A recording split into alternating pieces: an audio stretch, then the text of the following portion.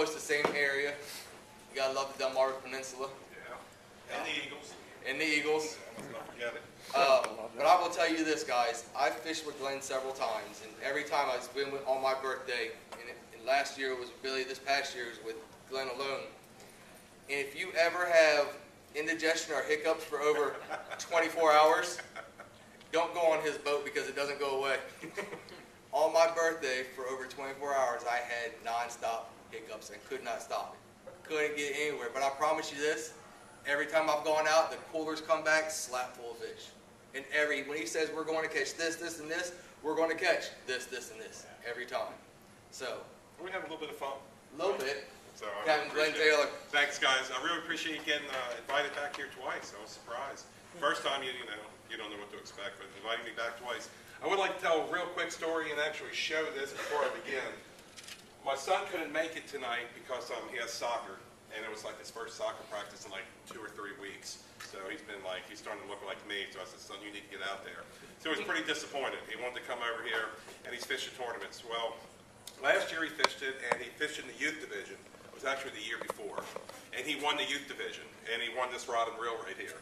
And then tonight I told him I was coming over here, and that Steve and the guys over here were going to start donating, or they wanted to collect rods and reels. To guess, what are you guys donating them to needy children or something like that? It's there's a couple of people over on the guy on the other side that does work on both. The minister we met on the other side that night, he takes they have little tournaments for these kids, and what Butch and Val Castleberry, the owners of Boat Steering Rebuilders, one of Billy's sponsors for the show,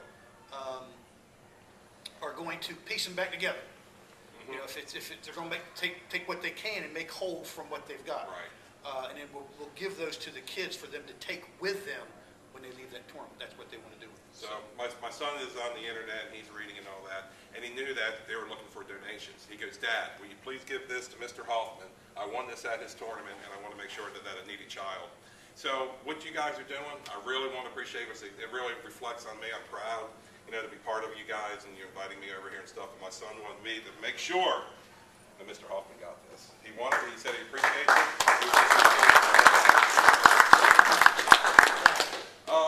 You guys at Southshore, I've been doing a lot of reports here lately. I got a collar shirt on. My wife was like, golly, Dave, will you please, man, look halfway decent besides the T-shirts. See, most everybody's in T-shirts here, so you might get it all comfortable. I put a shirt on here, so I figured it's Southshore. I hear it's really congested over here fishing and all.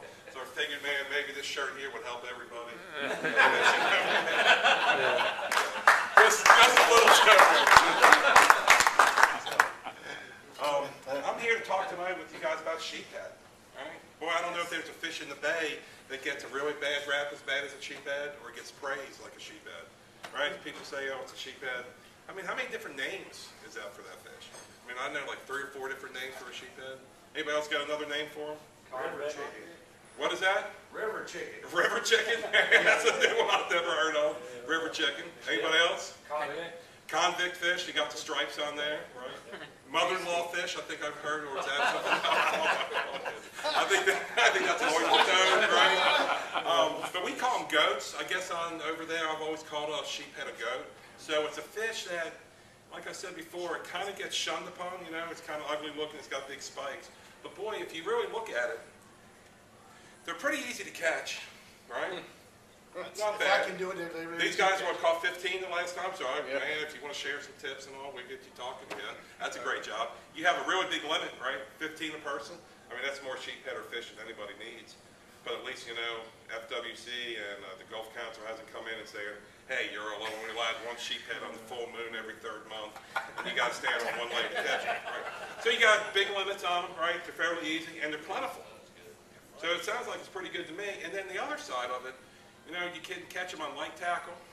There's, several different ways you can catch them.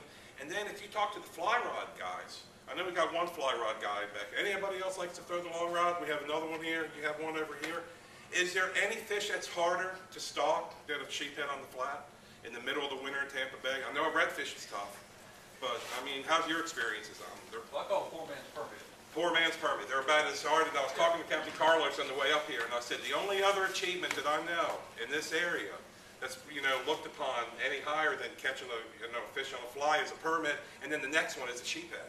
So all of a sudden we're talking about this lowly sheephead that's like 18 different names, and then all of a sudden it's revered over here on the fly rod. I mean, that's a pretty wild looking fish that we have here. Heck, if you go up to somebody here in Indiana, there's some other people up here from where is it, the Great Lakes, they catch a sheephead. I've been up there fishing for walleye. They smack them in the head and say, damn, fish is useless, and throw them overboard. I'm like, man, we love sheephead where we're from. So they get a bad rap, but they're really a pretty awesome fish. I mean, if you guys really get on them. There's 3 different ways that I kind of target them. It seems like at the beginning of the season, when it gets colder, they kind of group up more. When I see them in the first, I see them on the edges of Tampa Bay. So we're running the docks, and I'm talking all the way up past Gandy. I mean, all the way down to Bocasciega Bay, and you don't know which dock is going to be holding these sheephead. And that's why I see them first start gathering. About a month and a half ago, I was out with a couple of buddies, and we were fishing some docks, and there was this black wall coming at us, and I thought it was mullet. So I had a shad net. I said, come on, let's go grab the shad net, let's toss it on them, and let's get some mullet with the shad net. They come up, I'm on my bow, I throw it, and I just nick it. I really don't hit the black wad that's moving through. I just kind of nick it. And I was like, man, I still think I struck it pretty good. Well, I started pulling my net in, and I have 9 nice sheephead stuck on the outside of my net. I mean, I really stroked them. I mean, my net's jumping down around, going around and stuff like that, and my net's just absolutely loaded. So that's when I see them first start. So when I see them going down the dock line, I'm like, And then I start seeing them on the flats. You see them in the summertime, see them in the wintertime on the flats. And then finally, it seems like later in the season, I catch them more on the rock piles on the edge of the shipping channel, right? Bigger rock piles, that's where I catch my bigger fish. All right, so when I'm first starting, I just brought a couple rods here. When I'm first starting for them and I'm looking at docks, or if I'm looking at, say, on the flats, on a dock I'm using a little bit heavier rig, but boy, it's a simple fish and I'm just using a jig head. That's what I'm using right here. I don't really need a big long leader. And this is mostly for dock fishing. I will use a little bit stiffer rod than this G-Loomis here. On the flats, I'm also using jig head. So whether or not I'm fishing the docks when they're first coming around, or I'm fishing the flats for them, 9 times out of 10, I'm fishing a jig head and then a bait that I'm putting on. And then the baits, it will be one of the last things that I talk about. So if you're dock fishing, I'm still using this. If I'm flats fishing, I'm still using this. Any questions at all? Or anybody's tried to fish them on a jig at a dock, see them in the flats? They're really challenging fish on the flats. Are you using like the smallest jig head you can find, or the smallest hook, or is it? You know what I'm doing? I'm letting them sit. I guess the biggest thing I'm doing is I'm getting my shrimp. And I had one shrimp. I stopped at O'Neill's Marina and brought one shrimp over here, but I think he blew out on the Skyway Bridge when I was flying over here. He wasn't in the back. I couldn't find him. But I thread my shrimp on, and then I let it sit. So I like a 1/4 ounce, maybe 1/4 ounce, maybe even a 1/2 ounce, and I like it to set. The larger jigs, for me, it's easier to skip, right? When we're trying to skip under the docks, for me, it's just easier. The heavier the weight, it's easier to skip. I can somehow extend it back farther, and I don't seem to mess up as bad an errant throw when I'm trying to sneak the jig off the dock. Glenn, are you sight fishing? Yeah, we do a lot, especially on the flats. I mean, you can see them, Like we went out the other day before the front came in, and I was seeing them solid on the pilings, real solid. I went to a couple rock piles. I hit a few, not the real big ones. So for me, the way I'm doing my fishing, it's a little bit later before they seem to really get onto the rock piles. Maybe in the upper bay and all, they get on there, but I'm fishing mostly the edge of the shipping channel, and I don't see them as thick. Maybe this cold front. And that'll bring me up to my next point, my favorite way to fish them, besides on a fly rod. I'm telling you guys, there's nothing like trying to catch a sheephead on a fly. Steve, I got a couple other rods for you. I was talking to old Mr. Klein over there, Stowaway, and him and he did a lot more sheepheading than I did. And I asked him, I said, well, how do you rig up? And he had the typical fish finder rig, swivel, and there. And he goes, well, how do you fish it? I said, well, I fish it a little bit different. I like a knocker rig. And that's really the way I like to fish. When I'm fishing a sheephead and I'm 20, 25 feet, I like going straight knocker rig. And then when I'm using the long shanked hooks. And once again, I'm ripping the tail off the shrimp and I'm threading that shrimp on there. I don't care if you have hands of stone, no touch whatsoever. You can't feel a thing if somebody's pinching you. You're going to catch that sheephead if you got that shrimp threaded. You know how the old saying goes, you got to set the hook and you got to jerk it before they even bite? Thread your shrimp on there. He's coming in, he's coming up with you. He really is. You know, and I like this. Yeah, it's a one-off mackerel hook. Now, Neil, you started doing it with me, and your results went? Yeah, we do quite well. Yeah, yeah, you do real quite well on those sheephead. But did you see a big difference between the knocker rig and the fish finder rig when Well, you use? You know what I was telling you, the difference is you just don't get wrapped up on the rock piles down on the bottom like you do with With the leader? Yes. Yeah, that's what Neil kind of thinks. Because, you know, if you got that sinker that's way up here, and you got your swivel, then you have 2 or 3 feet of leader. A lot of times, that bait will get wrapped around that rock. Maybe the sheephead's not going to bring you in there like a grouper, but he's going to bring you in there. When I'm fishing on the bottom, I like about 40-pound test, because there's always nice surprises, when, you know, especially if you're using shrimp. Hogfish, real nice surprise. They're in pretty solid right now. You get, what is it, the Hubbard special, the grunts, right? Everybody loves the Key West grunt, gray snapper, I guess they call them. We catch a lot of them when we're doing that. If we're dock fishing and we're looking for them, of course, you know, we're catching redfish, we're catching speckled trout. So it's a lot of other fish that you can catch with the sheephead. But man, I'll tell you, full moon, boy, they bite. Doesn't seem to matter with the full moon. New moon, they're biting. Cold weather, they love it. Hot weather, they love it. Baits, right? Shrimp, don't have to throw a cast net for it. Right? Don't have to worry about having a live well that could pump 1,500 gallons of water and keep your thread fins alive, you know, as you're running through the backcountry over here. Crabs, fiddlers, right? Bueno's real good with the fiddlers. He likes hooking them in the leg, in the joint, right? That's probably the biggest piece of advice I can give you on the fiddler crabs. Don't hook them through the shell. You hook them through the shell, you get a lot of smell that comes out of the crab, but the shell cracks and the sheephead can suck the crab off. How do you thread your shrimp? I tend to bite the tail in my mouth. I know it's a pretty bad thing. The orthodontist doesn't like it, but I think it just adds luck to me. So I'll get a shrimp and I'll bite the tail off of my mouth, and then I'll start with the legs, and then I'll just curl them around. So my hook is coming out basically out of his mouth on the bottom. So it looks like legs. So when you see my hook or you see my shrimp, you don't see my hook. There's nothing showing on my hook. Just the point. So I'm going through the tail, so I'm getting my shrimp. Right, here's my shrimp with the legs, and I promise I brought one. And then I'm bringing it around, and then I'm coming right out of the shrimp's mouth. Shrimp does have a mouth, right underneath the horn. Any other questions? Hands come up anywhere? Glenn, have you tried using circle hooks? Or are you I do. using jig? I use circle hooks on them. I like circle hooks. I like a circle hook more if I'm sight casting to them, so I can see them take it up and I can reel down. I like it that way. But if I'm bottom fishing for them, I like, just because I can thread it on better.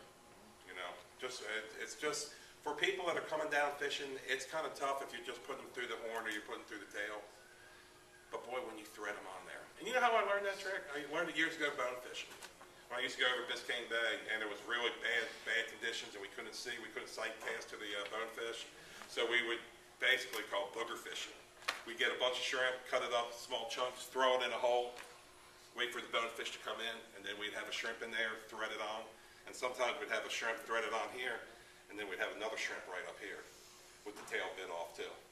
Try to bite the tail off, I swear it works. I don't know why, but it really does work on there. You can twist it off, but you can use the circle hooks. You know, I like them sight casting, light tackle, bottom fishing, I like thread them on there. Circle hook is great for the crab, for the fiddler crabs, because you can get right through the joint. It's really skinny wire, so it really doesn't affect them very much. So, any other questions? Or I know it's sheephead, and not many things on a sheephead. What's a big one? Or what's a We catch them routinely up to 8 pounds. Yeah, monsters 10. Anybody remember Asian green mussels? Remember those things? Right, they're supposed to take over the bay and all that, then we had the big freeze. Well, there was nothing better than a big Asian green mussel on a hook, drop down for an 8 or 10 pound, what I call go. Those big 8, we used to go to the Skyway, and we'd have like a snag hook, and we'd throw them by the pilings, and you'd snag up these Asian green mussels.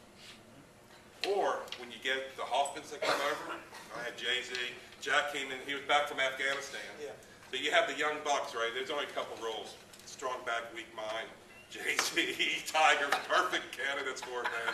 So I was like, guys, I got a bushel basket here. Let's go to my dock. Let's knock off some oysters. Make sure we're knocking off the oysters when I pull my dock in so I'm not scratching my Calcutta when it goes up to the dock. So let's get those oysters first, and then we can use them for chum, and then we can use them for baits. So if you want to go that route, works great.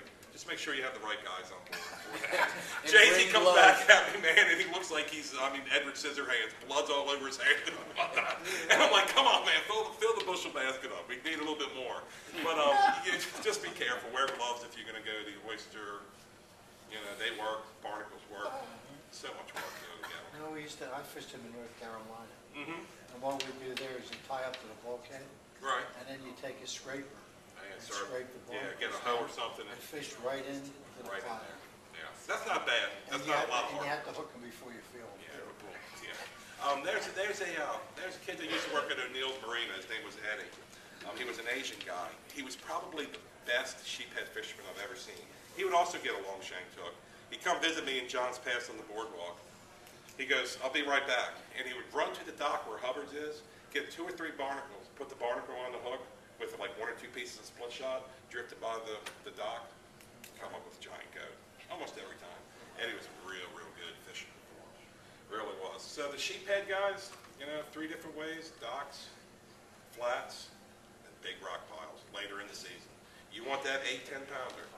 Fish the edge of the shipping channel, especially March. Well, I'm telling you now, with this full moon and this cold weather, they're going to go off now. Because I've been striking them. Did you see a lot of them? Where were you guys fishing at? Not exact. Cockroach Bay, You were fishing cockroach, so you were fishing the flats for them flats, we go to the channel, guy, in the channel. back stream, Yeah, and you got 50. That's pretty awesome, 15, man. Yeah, nice size ones. nice idea. Did you poke yourself when you were cleaning them? That are what? Did you poke yourself when you were cleaning them? Did a fin get to a spine? Oh, No? everything's flying. You got the pliers and you hold them? You need to come over there and get some fish for me. We got, for the bait, we go early in the morning, like right after the cold front. Uh-huh. It was a perfect day. It was like a warmer day. That's Right. when they feed. They just go out there and feed. We hit the low tide, we hit the oyster beds. Right. We crush on them for stone crab. You getting the little rock crabs and stuff in there? Anything like that, we cook them on, Yeah. just throw them down into the channel and stuff. And notice how young these lads are too. They're walking out on a mud flat, turning over rocks, picking up crabs. That's a young man's game right there, fellas. Results are awesome. Hey, I'm doing, I'm not young man. You come fishing with me, we're gonna have about 15 dozen shrimp, maybe a couple dozen fiddler crabs. I'll answer the door. Unless I got the hospice with me, and then we're gonna be getting some oysters and barnacles and stuff. But that's a great way to do it, fellas. I remember the little tube worms, right? We used to dig them up for the tube worms. What is that, too? A tube worm is just a worm that's growing, right where you're walking in the marsh and all, and fantastic bait. Earthworms. Was that you, Billy, that was telling me about the earthworms? Somebody was saying, just go get regular, not even night crawl, just a worm. Hey guys, in Carolina, just use like bloodworm. Yeah, the night crawl. Yeah. They bite you too. Bloodworm. You ever have a bite to the bloodworm? Yeah, I freaked out. I freaked out. I remember surf fishing with Dad, and I was maybe 6 or 7. And dude, I'm sitting there holding that worm, all of a sudden that thing comes jetting out, and you see these little claws, and I'm like, Like what? alien. He's like alien, that mouth comes out of it. It'll scare you too, man. But it's a lot of fun. I just want to thank everybody again. I really don't have much more. I want to keep it kind of short. Steve, I know, has something else to say. Yeah? Always. Hey Glenn, Yes, sir. when you're doing the knocker rig, what size weight are you using As mostly? light as I can get in the current. I'm not. Just so it keeps it down, that's Just all keep. you want. And that's a great point too, Billy. Don't be that guy. And I get guys on the boat that have their bait down for 4 seconds, lift their hook up, and then drop it right back down. Lift the tip of the rod off, dropping their sinker back down. Tap, tap, tap. Tap, tap, tap. And it's more like boom, boom, boom. You guys are lifting your sinker up and then dropping it back down. Guess what that's doing? Fishies don't like that. They get scared, what is that noise? So keep your sinker on the bottom. Just a little bit of slack, but enough so you know he's going to pick it up. You're going to feel anything on this knocker rig. As soon as that bait starts running out, and he's not going to feel that lead. I do not like using a sinker with a double swivel, but keep your sinker flat down. And if it's rough, keep more. All right? because you're gonna be going up and down in the boat, up and down in the boat. If everybody's doing that, you're not gonna catch a lot of fish. It's like being in the flats and you're stomping on the deck. They're hearing it. You know, it's like when you're throwing a fly and you throw your fly in the land, it's hard. The fish pull up. Jig, you throw a jig hard, right? You got a redfish right there, you throw a jig hard, lands hard, fish is gone. This is doing it every time. Keep it flat on the bottom. And fish it. Fish 4 or 5 people. Get out there, man. I mean, you're allowed 15. They're tasty. You know, they're great to eat. You can cook them a bunch of different ways. Tampa Bay's got a lot of them. And they're a lot of fun. Kids love catching them. Billy, what's the big tournament they have in February? Is it the Pelican tournament or something up in the bay? That big sheepshead tournament? Yeah, that's what Paul Arcos and the guys do Yeah. with, what's the name of that magazine? Southshore Anglers? I think it is, yeah. Yeah. Has an Paul 8 Arcos, pounder? That thing is grown up to be. Yeah. Oh, yeah. You have to have a monster sheephead. Oh, yeah. They have I think, 12, what, 15 pounds. was it Yeah. last year or something? Yeah. How big was he? I 13? think it was a little over 13 pounds. Yeah, if he's not over 8 pounds, don't even think about going in. I mean, don't even go to the weigh-in. I mean, he's a nice fish, you know, Well, 8, man, 9 they pounds. fight, my God, I mean, you know, you talk about under those docks and stuff, man, they're strappers. Oh, yeah, you They gotta are put it so on. Like a grouper. You know, you catch a Yeah. 6 or 8 pound sheephead, it fights just like a grouper. You know, even a hogfish too.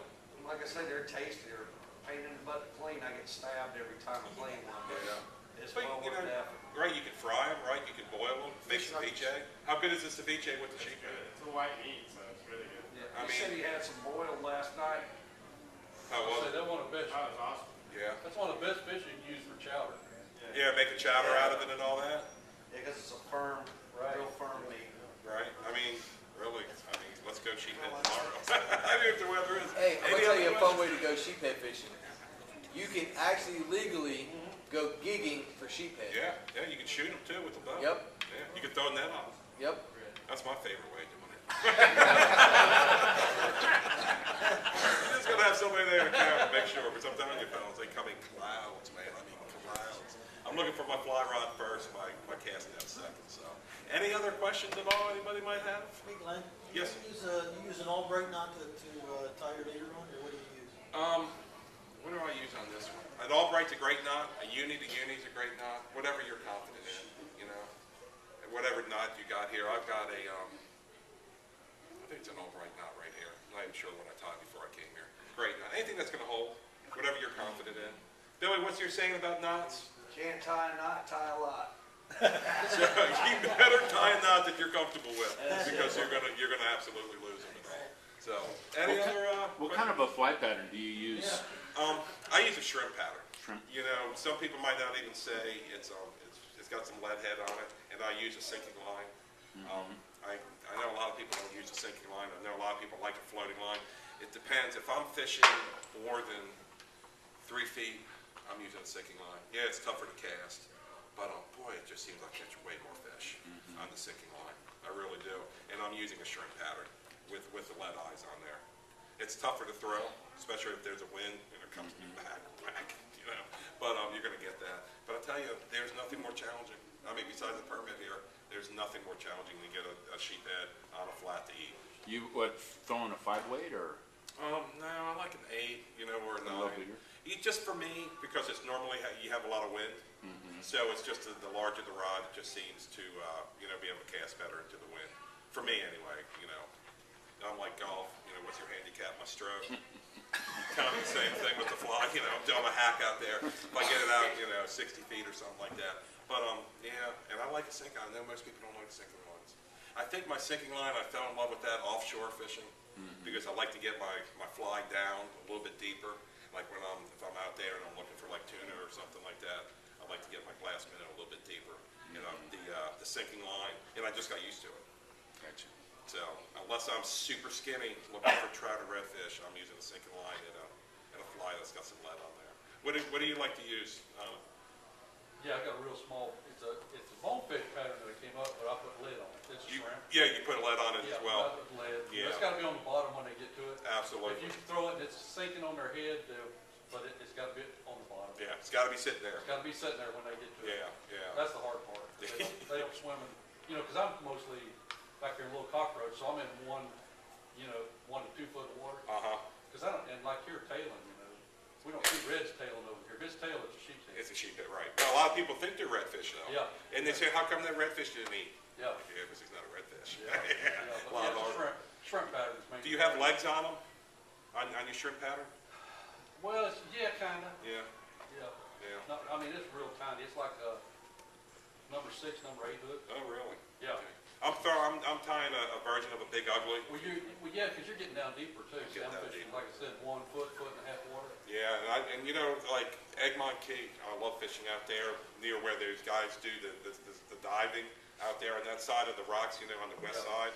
Yeah. And not even the exposed rocks, but whatever those walls were or something underneath, man, did the sheephead get up out of there. Yeah. And that's when my sinking line and my fly with the lead really helps in that But situation. I'm like you, if I'm gonna go 3 foot or deeper, I wanna use a sinking line. You like that too? Yeah, on the there's sinking no, line? you know. It's a little bit more difficult to pick up, especially if you're ready to pick it up quick and make another toss. Yeah. If you see one coming in, but man, I just have a lot better. Yeah. Like I said, you That's the know, only way to get it down. yeah, it's the only way to get it down. And I don't know if I'm doing it right. I don't know if I'm doing it wrong. I just know that's how I'm catching fish. Yeah. And I'm always up for anybody got any advice, except for I'm not going on the flats, crawling up mud, and crabs and all. Ain't doing it. Glenn, with the sinking, are you using a short leader? No, a 7 foot. Okay. Nah, 8 foot, something like that, fluorocarbon, you know, that's what I'm putting on there. Normally like 20-pound test. I like to go Zori. I mean, I'm not getting the taper leaders. Just a piece of flour. That's what I'm putting on there. I seem to get enough energy transfer to my fluorocarbon without the taper leader, and it's a lot less expensive, and I'm getting bites on it. You know, and I've tried them both ways. The ladyfish will come in and tear your taper leader The up. sinking line that you're using, the sinking lines have different sink rates, is it? Yeah, well, mostly what the sinking lines are, it's just a thicker mono. That's what it looks like to me anyway. It's a denser mono, so it just goes down. And yeah, you get the intermediate. So however dense your leader is, it's going to determine the sink rate. It'll have it right on the package for you. You know, once you get into that, I'm warning you guys. I know a lot of people over here like to throw artificials, and they're using jigs and stuff and whatnot. You grab a fly rod. I mean, I'm an old school tuna fisherman, and I use a green stick all the time and chum for those bluefins and big eyes. There's nothing more fun. I don't care if it's a ladyfish, a sheephead, whatever I'm catching on my fly rod. That's the feeling that you get, especially if you tie the fly. I mean, I know we're getting off a little off course here with the fly fishing, but it's awesome. It really is. So. Have you had any luck with artificial? Flies. Really, yeah. I mean, that's really the only artificial that I use. If I'm going to use an artificial, I'm going to be throwing a fly. You know, I don't know. Maybe some crabs. Anybody use artificials on sheephead? I'm just curious. Yeah. I don't. Like, I've used the little freshwater jig heads and the little, look like little grub worms or little grubs Yeah. with the curly tail. Uh-huh. Once in a while those, but it's got to be like that really small hook. The only problem is you're going to lose a lot. They You're going to catch a lot too, though. Yeah, that's I'm it. that guy that will pull up the rock. What's that? I'm that guy that will pull up the rock and get the feathers. Yeah, you are good, man. Get out there. Well, you're retired. You ain't nothing else but Come on, grab extra, huh? I hear they use a white sheet technique, like down in Fort DeSoto. They'll put the white sheet down, and then somebody will scare all the fiddler crabs, and then they'll pick up the sheet to corners, and then they use another thing with like PVC and a funnel, and they funnel all them into over the 5-gallon bucket. I could probably do that. Yeah, Billy told us use a hula hoop. A hula hoop, A just hula throw hoop. it around Just them. throw it around them. Yeah, they're not getting over the hula hoop. No, Yeah, it all works. a hula hoop. It's crazy. I got one of those. You got one? You use a hula hoop too? Whatever your daughter. Yeah, good job, man. Get her out there throwing the hula hoop out there. No, Tim, I see him in his driveway all the time. Yeah, right. That is for his daughter, right? He knows how to use those hips. Any other questions at all, guys? What's going off offshore? 'Cause I know if anybody doesn't know, Glenn's forte is offshore. Yeah, I really love the offshore fishing. Right now, the red grouper, the gag bite is off the chain. You know, you can't get away from them. You have to catch and release. So that's really not much fun. The red grouper bite is fantastic. At about 70 to 90 feet is as deep as we're going. Not many tuna. I did get into some blackfin tuna about 10 days ago. And the cobia are still here. That's the cobia's been out there, but the red grouper, the snapper, I can't get them on the surface like I do in the spring and the summer, but I'm catching them on the bottom. It was funny, Billy called me up to give him a report, and I was out fishing, and he's like, how's it going? I said, good, man, good. Right when he called me, he said, hey, man, we just hooked a cobia. So I said, that was pretty cool. And I told him, I said, I've had pretty good luck, on the cobia. So I'm sitting there fighting, and all of a sudden another cobia comes up. We grabbed that cobia too, so I called him back and said, hey, man, in the report, make that 2 cobia. We did just if anybody's keeping score, we did get 2 cobia on there. Had one on there, and then we got another one on. Always be ready for that other cobia. But, We went out, my buddies were down for spring break in March. It was early March. And we go out with Glenn. We're actually kingfishing. Remember that? We hook into this shark, and now we're just going on, and we got this great big shark hooked up. Next thing you know, I don't know how Glenn saw it, because it had to be at least 75 to 100 yards out. All I hear is Glenn hollering, cobia, cobia, cobia. He grabs the rod, throws the bait, all in one motion. yeah, And when that he wasn't that cast smooth. it literally, I saw a big shadow, and it landed right on its nose. I hook into this cobia. It's the biggest cobia I ever caught. How big was the cobia? He was pushing 50, wasn't he? Right around With 50 ease. pounds? Yeah. But this is right after my shoulder operation. Yeah. Right after my shoulder. And I'm fighting this cobia. Glenn's hollering to break the daggone shark off. We get the shark broke off. I'm fighting the cobia, and we've given the gaff to Jay-Z. Anybody know Jay-Z, the brother? My baby brother and I, the only difference is that he's probably got about 75 to 100 pounds on me, and I got about 1 inch on him. And we're like 2 people. We're at each other. It is the most competitive thing you've ever seen in your life. So I'm sitting there, I'm fighting this cobia, my shoulders throbbing and screaming the whole 9 yards, and Glenn hands Jay-Z the gaff. I get this cobia up, and Jay-Z sitting there swinging a miss. That cobia goes flying down. If anyone's ever caught a cobia, imagine a 50-pound cobia. It's worse than catching a shark. It literally is, because that fight is just absolutely brutal. So I do it. I get the cobia up to the side of the boat at least 5 times, and now Jay-Z's missing it intentionally. He's beating the cobia on the head, man. I'm like, And it's just diving down, and it is absolutely killing me. And dude, I was sitting there, I was cussing at him, I was yelling at him, I was screaming at him, like, please just gaff this dude. I said, this shoulder can't take no more.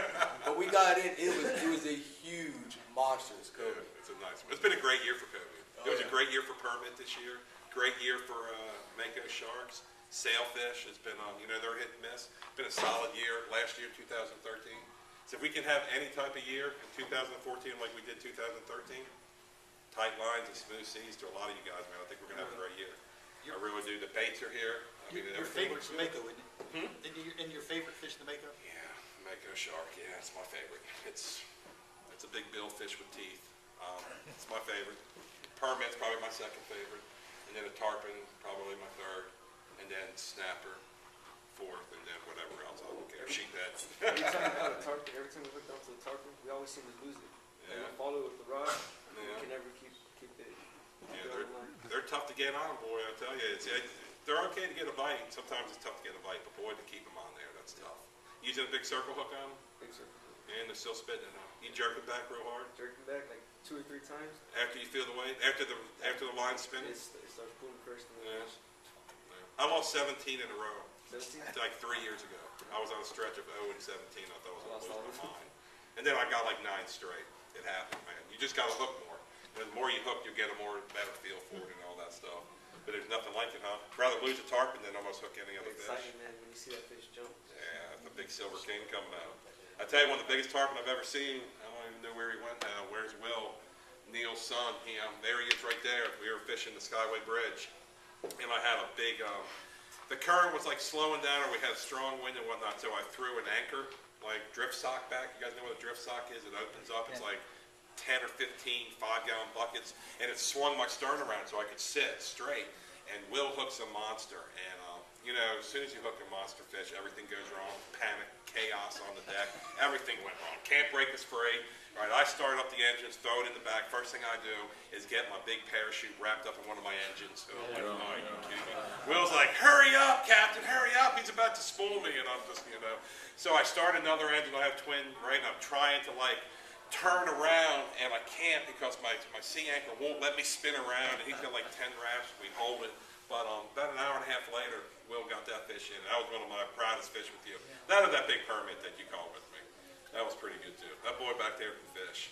He's lucky. I don't know if he's lucky, if he's good, whatever he does, he's got a good feel for it. He's got patience, and that's what you need. All righty, guys. God bless. Great 2014.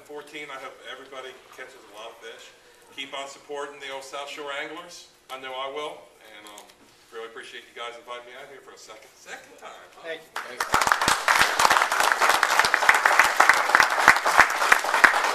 We'll have a thing, and we'll put them back in the corner over there.